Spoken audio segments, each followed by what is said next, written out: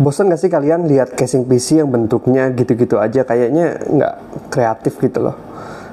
Tapi casing yang ada di samping gue ini bisa merubah perspektif kalian. Kenalin, ini adalah Hyde Revolt 3 casing mini ITX berbentuk vertikal. Ini bisa jadi casing yang paling cocok buat nemenin meja kerja kalian ataupun ruang tamu kalian. Penasaran gimana wujud dan fiturnya? Langsung aja let's check it out.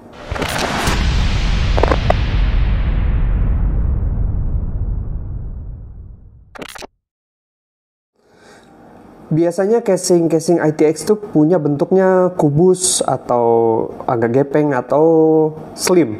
Tapi beda sama yang ini karena casing ITX ini punya model yang vertikal. Sebenarnya sih bukan casing vertikal pertama kali ya. Karena Xbox yang terbaru juga punya form factor yang kayak gini. Bentuknya vertikal kayak monolith gitu, memanjang ke atas. Tapi casing mode vertikal yang tertutup kayak gini nih cocok banget nih buat nemenin meja kerja ataupun living room kalian yang kalian mau modelnya elegan, stealth, dan nggak banyak RGB lah. Dan ini cocok banget buat kalian nih yang anti sama RGB. Selain itu karena bentuknya kecil ya, bentuknya ada di sekitar 253 kali 178 kali 409 mm aja. Hal ini bikin meja kerja kalian terasa lebih luas. Nah, untuk urusan build quality nih, gue bilang casing ini juaranya sih. Karena kalau kalian megang, kalau kalian lihat, casing ini punya build quality yang patut diacungi jempol banget. Karena bahan-bahannya itu bahan dari metal, dan bahannya itu terasa premium banget dan tebel. Nggak ada yang gampang dibending-bending, nggak ada yang penyok-penyok, gampang penyok, dan gampang baret. Casing ini punya build quality yang top banget. Ditambah lagi finishingnya itu dari Dove, dan dia punya kayak motif-motif mesh gitu. Selain bikin casing ini lebih elegan, casing ini juga bikin komponen PC kalian itu lebih bersih karena meshnya ini bisa nahan debu dari luar. Ditambah lagi nih, di bagian depan itu ada tombol power yang punya LED putih. Ini nambah kesan simple dan elegan di meja kalian. Untuk urusan front I/O nih, Hyde ngasih pilihan yang komplit banget. Karena Hyde ngasih satu USB Type-C 3.2 Gen 2, 2 USB Type-A 3.2 Gen 1, dan combo audio jack. Karena audio jacknya cuma satu nih combo, Hyde juga kasih splitter nih. Jadi kalau kalian yang masih pakai headphone atau earphone yang pakai tanpa combo gitu, kalian juga bisa pakai di casing ini. Nah, ada sesuatu yang unik nih yang Hyde kasih. Karena Hyde kasih aksesori holder di sisi kiri kanan atasnya. Ini gampang banget ditarik, tinggal dipencet, kalian tinggal tarik, dan bahannya full metal. Jadinya kalian nggak perlu takut lah naro headset ataupun hiasan-hiasan kalian yang bisa digantung yang beratnya lumayan, tapi jangan berat-berat banget juga karena ya tau lah ini cuma di casing. Tapi kalau gue lihat ini kuat banget dan ini bisa nahan ban yang lumayan gede ya, yang headset gede gitu bisa nahan. Terus selain itu di bagian atasnya juga ada holder nih. Jadi kalau kalian yang suka mindah-mindahin PC, holder ini bisa bermanfaat banget karena gampang banget dipakainya, tinggal dipencet juga sama kayak aksesori holder kiri kanan, pencet tinggal ditarik, dan holdernya ini terasa kokoh banget, full metal, nggak kelihatan murahan, nggak terasa murahan banget. Nah, PC-PC ITX nih yang kecil, pasti masalah utamanya itu troubleshooting ya. Karena biasanya PC ITX itu susah banget dibongkar, atau kalau kalian sekedar mau lihat dalamnya aja itu ribet banget. Tapi tidak di casing Hyde Revolt 3 ini.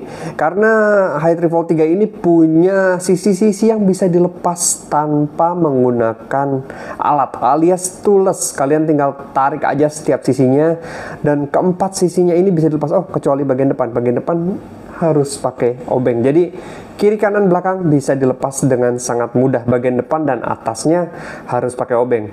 Tapi tiga sisi itu udah cukup banget buat troubleshooting atau cuma swap ganti-ganti komponen yang nggak terlalu ribet kayak motherboard ya. Mungkin ganti VGA atau ganti SSD itu gampang banget.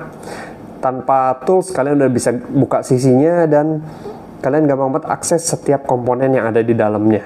Ini memudahkan banget buat kalian yang suka ganti-ganti komponen, atau kalian sekedar troubleshooting, atau pengen dibuka aja casingnya sesekali buat kalian embrace gitu PC yang udah kalian build dengan harga yang cukup mahal. Ini suatu fitur yang oke banget di casing Mini ITX. Nah, berbicara soal upgrade nih, gimana sih kompatibilitas dari casing ini? Ya, kayak yang kita tahu lah ya, kalau casing ATX itu punya keterbatasan yang sangat amat banyak dibandingkan casing-casing tower biasanya. Karena biasanya kalian cuma bisa pakai motherboard tertentu, kalian cuma bisa pakai SSD tertentu, atau bahkan kadang kalian nggak bisa pakai hard disk 3,5 inch. Ya, kalau di sini selain kalian harus pakai motherboard ITX tentunya, dan PSU SFX atau SFXL, selain itu bisa banget pakai apapun yang ada di casing mid tower di sini. Contohnya nih, kalian bisa pakai VGA yang super besar karena clearance-nya ini lumayan gede. Kalian bisa pakai VGA dengan ukuran 335 x 140 x 58 mm.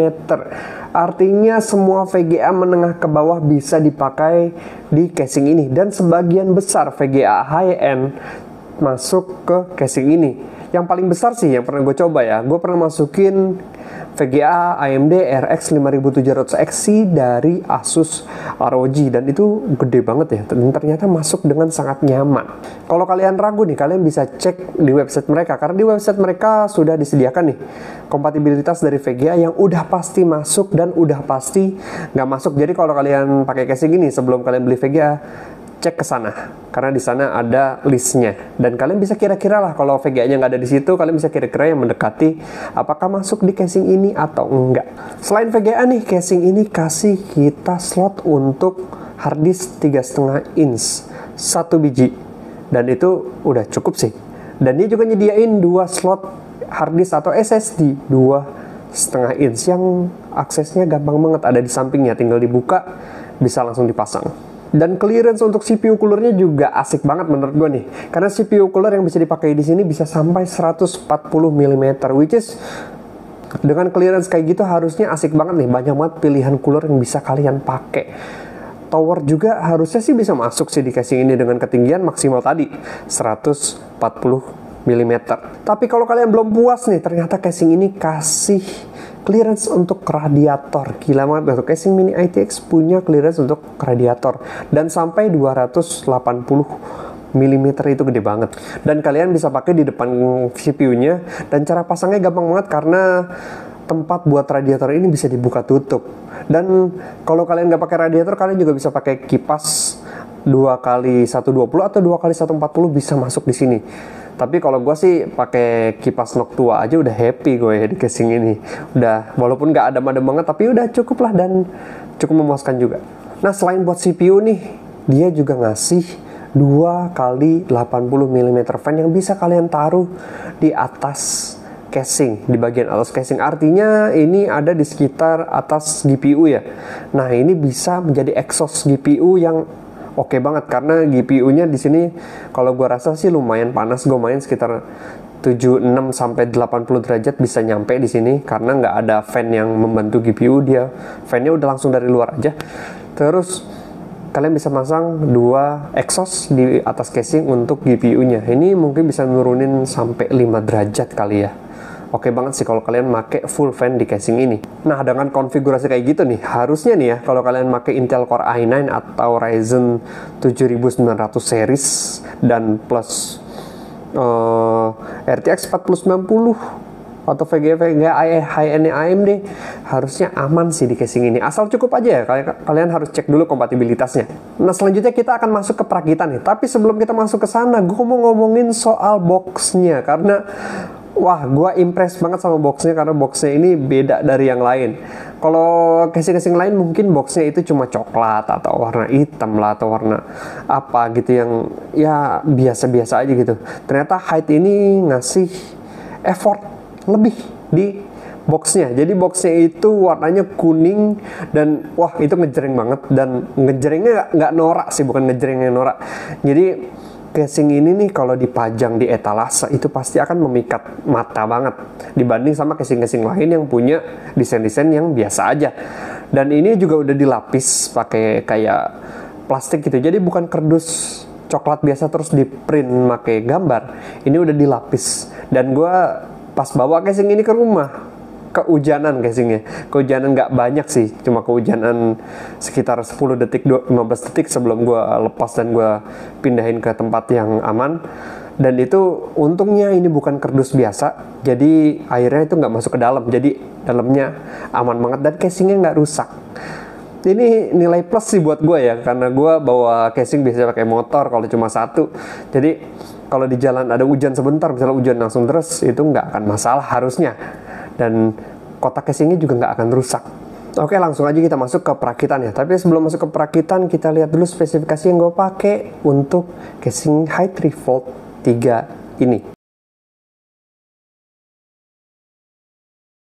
Nah, seperti yang udah gue bilang sebelumnya nih, ketiga sisi casing ini bisa dibuka dengan sangat mudah. Kalau kalian mau buka depan atau atasnya, bisa banget tinggal buka bautnya aja. Tapi kalau buat ngerakit biasa sih nggak perlu ya, kecuali kalian kalau mau pakai kipas di bagian atas ataupun kalian mau lihat dari depan. Tapi kalau kalian mau rakit biasa, tiga sisi kiri, kanan, dan belakang itu udah cukup banget buat ngasih akses ke apapun. Nah, menurut gua penempatan setiap komponennya yang ada di casing ini sih nggak kerasa ribet ya.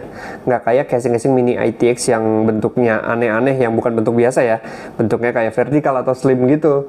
Casing ini nggak ribet, straightforward banget, nggak perlu trik khusus buat nempatin setiap komponennya. Nah, uniknya nih, casing ini punya I/O motherboard dan VGA yang menghadap ke bawah. Dengan konfigurasi kayak gini, lebih gampang atur cabling di meja kalian. Di front panel I/O juga ada yang unik nih. Kalian ingat casing ini nyediain USB Type-C. Nah, biasanya front panel USB Type-C itu dipasang di Type-C header yang ada di motherboard. Dan biasanya yang punya Type-C header itu cuma motherboard generasi terbaru. Kebetulan motherboard gue walaupun udah lumayan high-end, motherboard X570 itu belum punya Type-C header karena belum zamannya kali ya pas motherboard itu keluar. Jadinya belum dibikin. Nah, untungnya nih, casing ini nggak perlu namanya Type-C header. Jadi, karena mungkin front I/O-nya sama I/O di motherboard itu deket, dia ngasih male USB Type-C aja dan di routing langsung ke belakang I/O-nya. Jadi, kalau motherboard kalian punya USB Type-C female, kalian bisa langsung colok ke sana dan di depan I/O-nya langsung bisa kepakai USB Type-C-nya. Ini unik banget dan untungnya kayak gini jadi kepake. Kalau nggak kayak gini gue nggak bisa makainya. Nah, untuk cabling management nih di dalamnya ini agak sulit buat jadi rapih, tapi bukan sulit buat masang-masangnya. Masang-masangnya gue rasa nggak begitu sulit dan nggak ribet, tapi untuk rapihinnya itu cukup sulit dan cukup memakan tenaga. Tapi sebenarnya sih kalau kalian lihat model dari casing ini yang tertutup semua sisinya, kerapihan kabel itu bukan prioritas ya. Yang penting gampang masuk dan enak dilihat aja sih, nggak perlu rapi-rapi banget. Untuk power PCIe sih bisa rapi ya, karena casing ini kasih penutup di bagian konektor power VGA. Gue nggak tahu kalau VGA lain mungkin konektornya posisinya beda-beda, jadi nggak ketutupan sama cover yang dikasih sama casing ini. Tapi buat VGA yang gue pakai, yang dua VGA 570 dan 5700X, di tempatnya itu sama dan covernya bisa dipakai dan nutupin konektornya. Jadi kalau dibuka side panel itu kelihatan lebih rapih. Untuk power motherboard nih agak sedikit nongol kalau di gua sih ya. Dia agak sedikit keangkat, jadinya kelihatannya agak kurang enak dilihat. Dan yang paling mengganggu sebenarnya kabel-kabel dari front I/O, karena gue lihat sih nggak ada tempat buat nyembunyiin kabelnya atau jalur buat mereka nggak melintang gitu di atas motherboard. Tapi gue coba semaksimal mungkin biar nggak nyentuh sama kipasnya dan ganggu yang lain dan nggak nutupin komponen-komponen yang ada di depannya. Tapi balik lagi sih, kerapian sebenarnya bukan prioritas di casing ini karena tertutup. Jadi itu mungkin bukan prioritas yang mereka kasih di fitur casing ini. Untuk penempatan SSD atau hard disk 2,5 inch itu gampang banget dan rapih. Kalian tinggal buka sisi kanannya, itu langsung kelihatan tempat SSD atau hard disknya. Dan routing kabel ke sana tuh karena dekat dari PSU kali ya, jadinya gampang banget dan bisa kalian rapihin banget. Jadi oke banget sih nih penempatan SSD-nya. Nah, sekarang gimana reviewnya nih? Gimana pengalaman gue pakai casing ini? Tapi gue harus mention dulu karena gue nggak akan tes suhu di casing ini, karena menurut gue nggak punya komponen-komponen yang proper untuk menguji suhu yang ada di casing ini, karena mungkin kalau dimaksimalin casing ini bisa jauh lebih baik daripada setup yang gue punya sekarang. Dan gue nggak akan nguji suhunya karena ya nggak adil buat mereka juga. Jadi gue bakal review gimana pengalaman gue, dan setelah 3 bulan gue pakai casing ini, itu perasaan gue gimana sih, apakah happy atau kesel atau apa. Ini dia reviewnya. Yang pertama dari wujudnya nih, gue puas banget sih. Buat gue yang suka casing compact, casing ini berhasil menambah kegantengan dari setup gue. Modelnya simple, nggak ribet, nggak heboh. Intinya gue suka casing ini ada di meja gue. Karena yang tadinya gue pengen pakai casing ini mungkin 3 hari sampai seminggu kali buat nguji aja, ternyata kebablasan sampai 3 bulan. Karena gue ngelihatnya enak-enak aja, dan gue nyaman aja ngeliat casing ini ada di meja gue. Jadi mau bongkar lagi tuh nanti aja deh, nanti dulu. Gue mau nyoba juga jangka panjang tuh enak nggak sih pakai casing ini.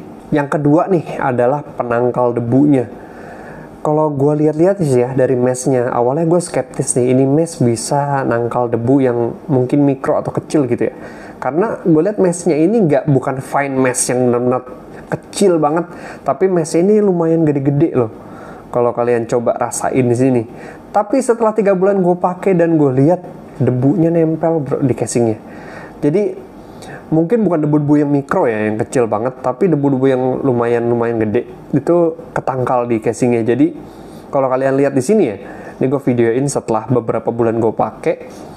Ini debu-debunya kelihatan banget dan kalian bisa bersihin, dan dalam casingnya itu kelihatan debunya nggak terlalu banyak lah, walaupun masih ada karena bukan fine mesh, tapi bener-bener mesh yang lumayan gede ini bisa nangkal debunya banget. Jadi PC kalian bisa lebih bersih lah kalau pakai casing ini. Yang terakhir nih, kabel manajemen di meja kalian. Sebenarnya I/O yang menghadap ke bawah kayak gini, ini suatu bentuk yang nggak biasa sebenarnya daripada casing-casing lain yang biasanya I/O-nya ada di belakang.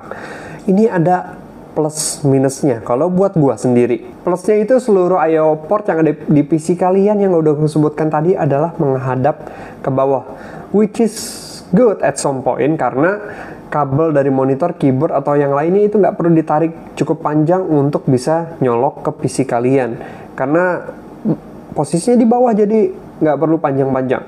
Terus clearance antara kabel dan meja juga lumayan gede nih, sekitar 5 cm. Jadi kalau kalian punya kabel yang kepalanya agak gede atau agak tebel, itu harusnya nggak jadi masalah sih, karena biasanya nggak mungkin lebih dari 5 cm. Tapi ada hal nih yang gua nggak suka pakai banget. Tapi perlu gua kasih tahu lagi nih, karena keresahan ini nggak buat semua orang. Mungkin kalau kalian builder casual yang atau pemain PC casual yang cuma ngerakit PC ditaruh 1-2 tahun atau mungkin sampai 5 tahun nggak akan dibongkar, harusnya kalian nggak ada masalah sih sama PC kayak gini.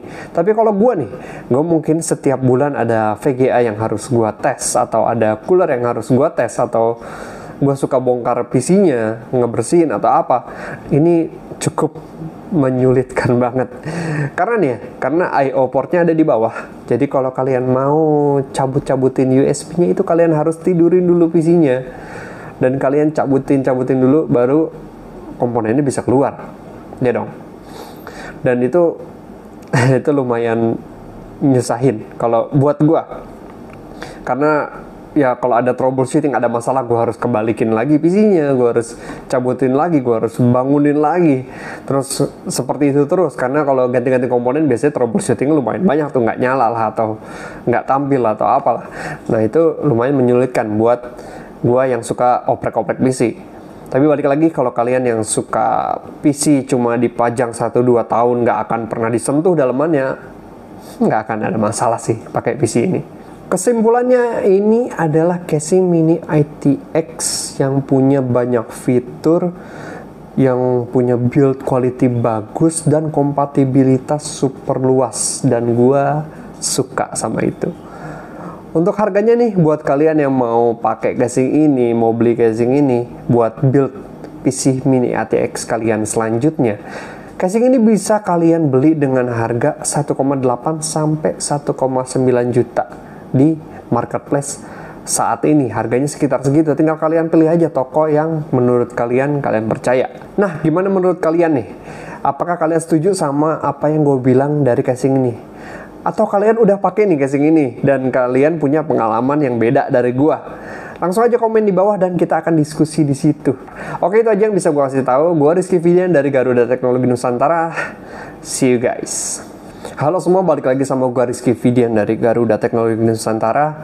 Biasanya nih, kalian kalau lihat casing ITX itu bentuknya kotak atau agak gepeng atau agak slim gitu. Gitu-gitu aja.